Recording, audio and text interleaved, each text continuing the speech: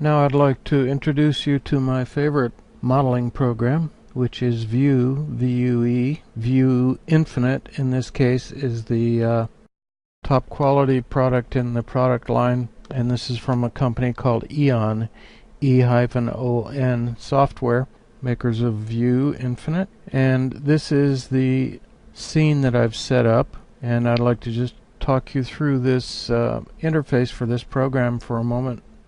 Right now, down here, this is a list of the various objects in the scene. The camera, which I've called the full face camera, the lighting, various light sources, the building itself. Down here is Vicky 4 with all of her parts available. This is a scene where the camera is adjusted so that I can look at the overall scene. This is not the final viewpoint for the final rendering. This isn't the point of view that will be used in the final picture, but just showing the whole scene so you can get an idea what it looks like. This viewport, these four things are called viewports. This top view is the viewport looking down. Here she is. This red object is the camera. This is a front view, and here's the camera. And there, of course, is Vicky.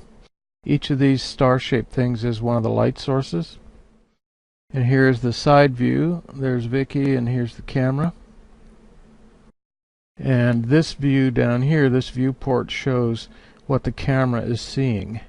And this gives you a rough approximation here of what it would look like if it was rendered. So in this case, I'm using something here called a room fill light. This is an omnidirectional light source. See, here it is here, and here, and here. This is an omni light, a point light that goes in all directions. And it's designed to provide a little bit of light for the room. Just gives a little detail. Then we have a face fill to keep the dark part of her face from going totally black. And that's another omni. Here it is here. And here it is here, and here it is here, another point source. And then we have the main light, which is really what this image is all about. And the main light is a very sharp spotlight located here. It's just above her, pointed slightly down, and you can see it's a very narrow spotlight, and just the edge of it is hitting her.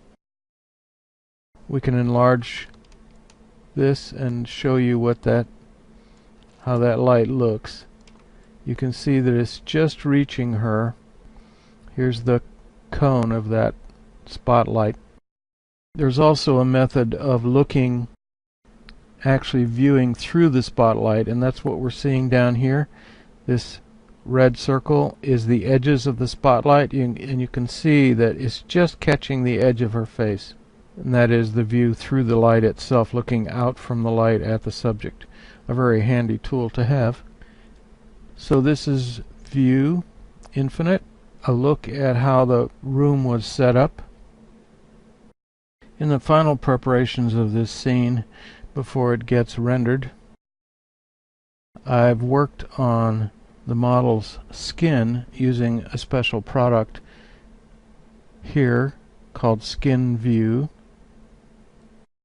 a product by a very talented gentleman named David Burdick, and this is his Skin Vue program, which allows me to create special shaders, that is, special high quality layered textures for Vicky's skin, which will give a more realistic look than anything I could get directly from the Vicky 4 model itself or from DAZ Studio.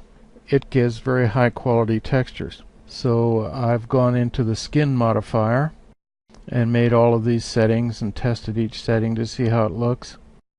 We have things like how much dirt on her skin, how splotchy her skin is, how much we want the veins of her skin to show, how many little imperfections, little spots there are in her skin, the subsurface scattering of her skin.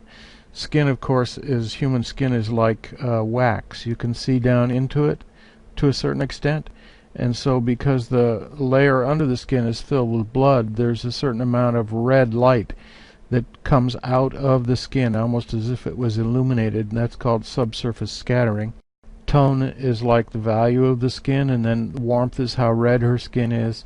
And the Fresnel effect is another optical effect that skin does, where the light looks different bouncing off the skin from different angles. The light from the front looks different on the skin than the light from the side does. Wetness of the skin, I can actually get water drops all over her skin if I want. Specularity, specular shine, in other words, how much does the light actually reflect directly off her skin in a shiny way. And then there's how glossy her lips are, which is the specularity of the lips. And then I can set lip color and nail color and so forth. And then I've also applied the eye modifier, which allows me to set how white the whites of her eyes are, the colors of her irises, how large her pupil is open, all kinds of things like that. And down here I've set up a reflection map, which is a photograph that gets reflected off the wet eyeball, such that when you look at somebody's eye and you see, if they're looking, say, at a distant window, and you see those little square white highlights that are the reflection of the window pane, that's what I've done here. I've created a photograph and added it as what reflects off of her eyeballs. So these are some of the things I've done to improve the skin texture and make it more realistic. I've also gone into the camera settings, and I've decided what focal length of lens I want. I'm using a 70, as you can see up here, 70mm lens.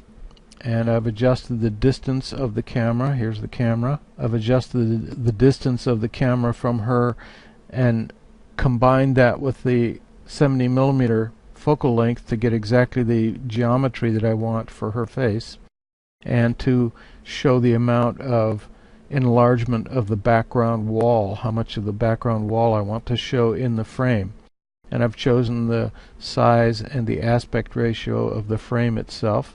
And I've adjusted all of the light sources, such as the fill light for the face, the main spotlight, the important spotlight.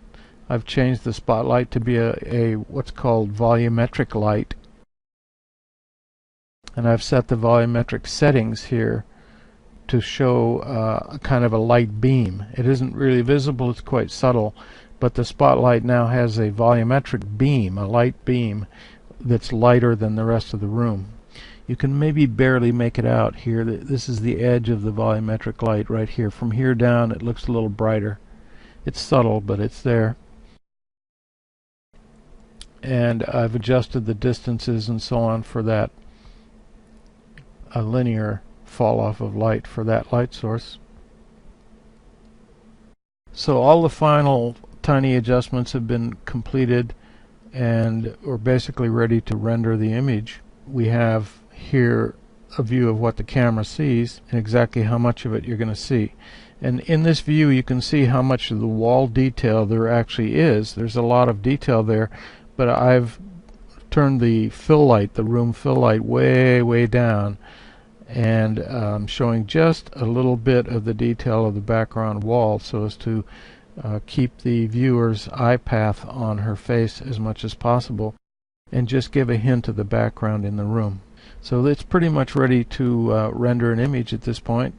And the rendering itself is quite a complicated technical issue, so I won't get into that. But this is basically the final settings, and at this point then I would render this image, bearing in mind that rendering means mathematically calculating millions of light rays as they bounce around the room.